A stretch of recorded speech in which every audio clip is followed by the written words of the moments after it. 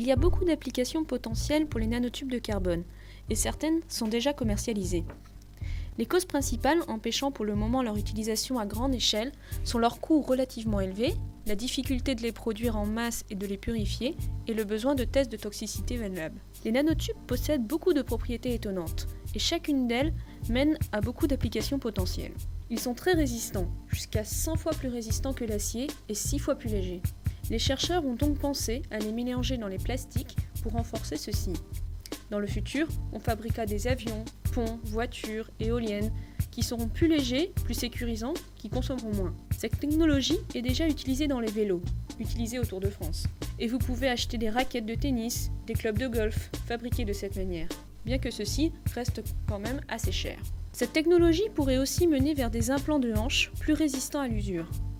Les fibres fabriquées à partir de nanotubes de carbone sont extrêmement résistants, légers, durs, meilleurs que le Kevlar.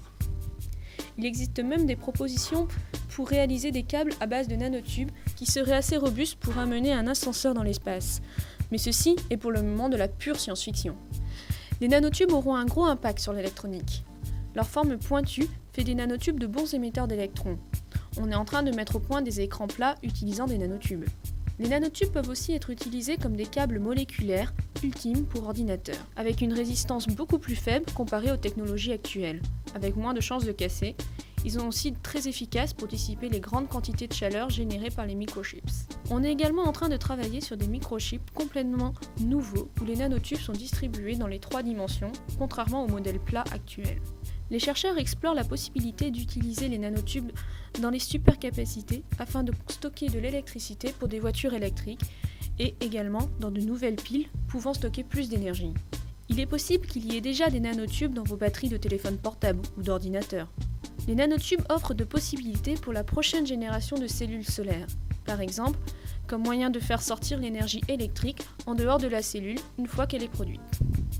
Les nanotubes peuvent avoir des substances chimiques attachées à leur surface. Certains groupes étudient des nanotubes utilisés en tant que porteurs de substances médicales, par exemple pour faire des traitements anti-cancer plus ciblés et moins toxiques ou pour faire des marqueurs fluorescents pour le diagnostic médical. Le nombre d'applications potentielles est très vaste, même si pour l'instant il n'existe pas beaucoup de produits qu'on puisse acheter à base de nanotubes. Et ceux-ci sont principalement des équipements sportifs.